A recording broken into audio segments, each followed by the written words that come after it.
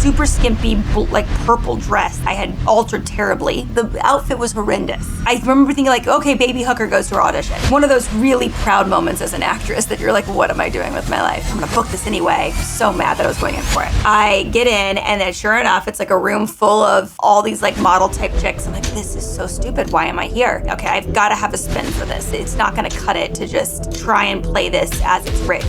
One of my favorite movies is Election, Tracy Flick's character. The delusion that Reese Witherspoon and the conviction that she played this character with, I really admired. I need to go like Tracy Flick status with this and just pretend she is a genius and she's the smartest person in the room. That was what I stuck to. So I walked in and I said, have any questions? Which you should just say no. Yeah, I do. I have more of a statement. I was like, I think I just want to play her as like the smartest girl in the room. It would be kind of funny if she was like a genius. And they just kind of looked at me like there was like a poker face. How did I get the role of Lydia Martin? It's a fun story, actually. I was a senior in college. I had been acting, I think it was about 18 months. About 8 months prior, the first show I got in acting was this dark comedy for HBO. A very different vibe than Teen Wolf. Also kind of the snappy little villain, that's the one similarity, was I've never seen myself as the mean girl or the like sassy, I run shit, type teenager. So it was quite funny to me that I was getting a message externally from the rest of the world, or at least my industry, of, hey, this is what you portray to us. So I was like, I don't know if this is a good thing or a bad thing. But regardless, I got booked to start comedy, had like a lot of nudity in it with the adults. I was, thank God, part of the kids storyline, but I was a little nervous about that. Well, long story short, we shot our first season and we put it in the can at HBO, and then we got canceled before we aired. And so they just wasted an entire season of television. It's just like sucking the wind out of you that you worked so hard on this project and it had such talented people involved in it. How is it not going to be on television? I got to work with like veteran comedians, like Lily Tomlin and Leslie Jordan and Gary Cole. 8 months later, I then book my other show, Teen Wolf, as a series regular. It was October of 2009. I get a call. I remember the area, this intersection with like 6 different outlets in North Hollywood, or like West Toluca Lake. It's always the intersection I feel like a lot of wrecks happen because it's just very confusing. And I was taking one of my weird left-hand turns that there's like 3 options to take a left. And I'm taking this left, and I get a call from my agent. He said, okay, there's this new show, supernatural show, and MTV's doing it. Well, MTV is known for doing reality television. So I thought that was a little strange, but beggars could not be choosers is literally what I thought in my mind. But a job's a job. And then the second question he posed to me was, there's 2 characters you flew out for. I said, well, read me the breakdowns, which is like the synopsis of what that person is. And one was the new girl in town, very nondescript aesthetically. And the other character, Lydia Sayers at the time, was her last name, but did not get cleared. I guess somebody in the world was named Lydia Sayers, so you have to get permission. And it was later changed to Martin. So Lydia Sayers was off the runways of Milan, was how she was described. My agent was named Chip at the time, and I was like, Chip, why would I ever be going out with that for that character? That's crazy. I want to go out for the new girl in town. So I went out for that role, and they said, we really liked her. We do have, the choices that we want. It was a girl in Canada and Crystal. And then I believe Crystal was the only one that ended up going to like the next round. But they said, we really like her, we're gonna bring her back. And that's like a really nice way of when you're dating someone of like, I'm never gonna call you again. It was a done deal in my mind. Teen Wolf, bye-bye. 2 months later, I get a call saying, hey, in the new year, we're gonna have you come back for another character. I thought, well, surely it can't be Lydia Sayers because they want like a model for that role. Cut to January, I am sitting in a physical room now. I remember getting locked out of all the MTV doors in Santa Monica because that's where their headquarters were. And I'm in this like super skimpy, like purple dress that like I had altered terribly. So it didn't even fit me correctly. Like, it was too short. So I put these pink tights underneath and it kept like riding up my butt and I kept like pulling it down, but the tights even made it more slippery. And these massive heels with tights on that were open-toed. Like, the outfit was horrendous. I remember thinking like, okay, baby hooker goes to her audition. One of those really proud moments as an actress that you're like, what am I doing with my life? So mad that I was going in for it. I'm gonna book this anyway. After feeling humiliated of walking around Santa Monica Boulevard, looking like I was in Hollywood Boulevard, I get in, and then sure enough, it's like a room full of all these like model type chicks. I'm like, this is so stupid. Why am I here? Okay, I've gotta have a spin for this. It's not gonna cut it to just try and play this as it's written. And one of my favorite movies is Election, Tracy Flick's character. The delusion that Reese Witherspoon and the conviction that she played this character with, I really admired. I need to go like Tracy Flick status with this and just pretend she is a genius and she's the smartest person in the room and no one can touch her, so that it's more an internalized thing about Lydia versus an external thing. that was what I stuck to. So I walked in and I said, have any questions? Which you should just say no. Yeah, I do. I have more of a statement. I was like, I think I just want to play her as like the smartest girl in the room. So if you wonder what I'm doing, like that's what I'm doing. It would be kind of funny if she was like a genius.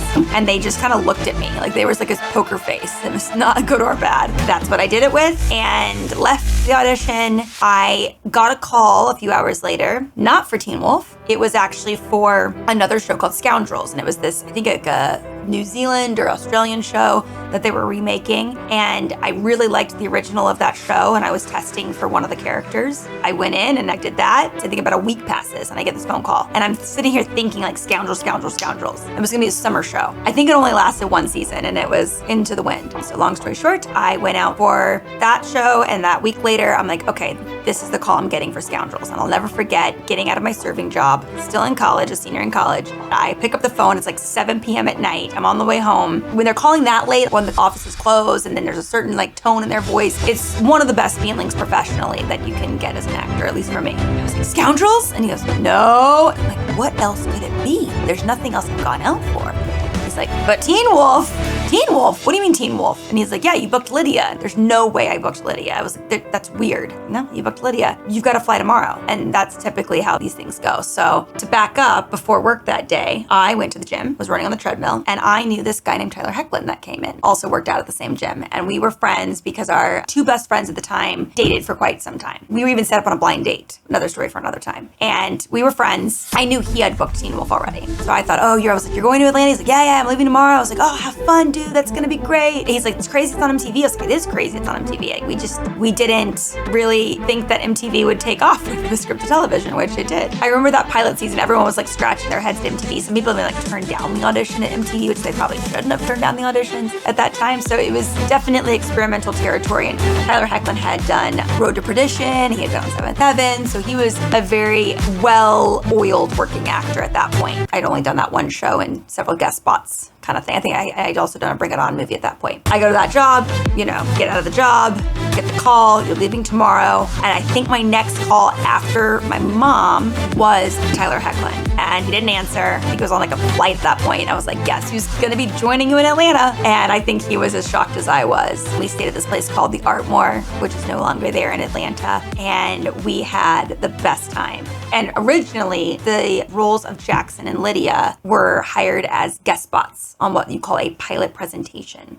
And a pilot presentation is not a full pilot. So we only shot like 2/3 of the pilot. And if it got picked up, we would go back and film the rest of the pilot. So this was like, I think end of January, 2010 that went into February. I remember meeting Colton and thinking, oh God, this guy's gonna be a handful in the lobby of the hotel. And he surpassed all my expectations of how funny he was. We immediately were best friends from the moment we spoke to each other. And so we kept powwowing at night, like, okay, do you think we're gonna get upgraded to series regulars? And I think we later found out they did it to save money, which is a very common theme at MTV. And that there was 4 series regulars and 2 guest spots. We were the 2 guest spots. But I think 4 or 5 days in of like the 8-day shoot or 10-day shoot, which was a long shoot for our pilot presentation, which ended up being a Teen Wolf theme of our shooting style, was we shot like a movie from day one. About halfway through, Jeff pulls, I think, Colton aside first and said, hey, if this does get picked up, would you like to be a series regular? And then he came back, giddy as all hell. And then I think a day later, I got the conversation with Jeff. And I couldn't believe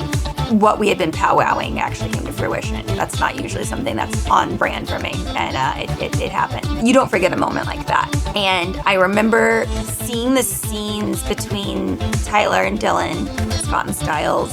Dylan had, I believe, acted a little bit maybe, or maybe like a webisode, and he was mostly like a YouTuber. And he was really ahead of his time of knowing how much YouTube is a really effective way of like a visual medium. In retrospect, I really admire Dylan for coming from YouTube. At the time, you're like, YouTube, what? And it totally makes sense now. But yeah, he was really funny on set, and I remember just feeling their chemistry. And then I remember feeling all of us in a room in a scene together, and I thought, maybe this is just complete bias, but I feel like there's some kind of energy here. It was the same energy that on the plane when I was reading the script, I felt that energy on the page. And when I could match the energy on the page from the writing to the cast, I thought, I wonder if I'm making this up in my brain. Like maybe this is just me. But I feel like there's something happening here. that I didn't have that feeling from the HBO show I had done years prior. And I didn't know what that meant because it was on MTV.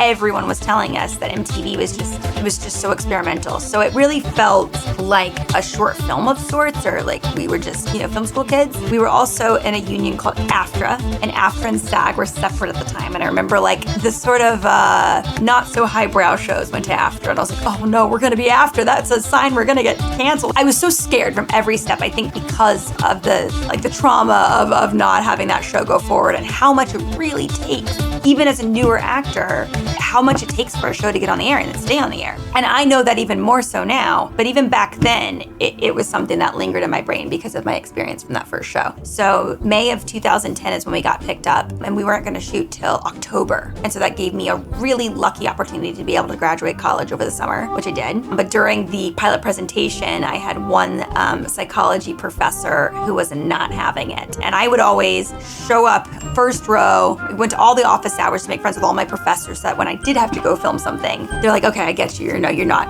hungover and partying. You're fine. So 99% of my professors were cool with it, except for this one.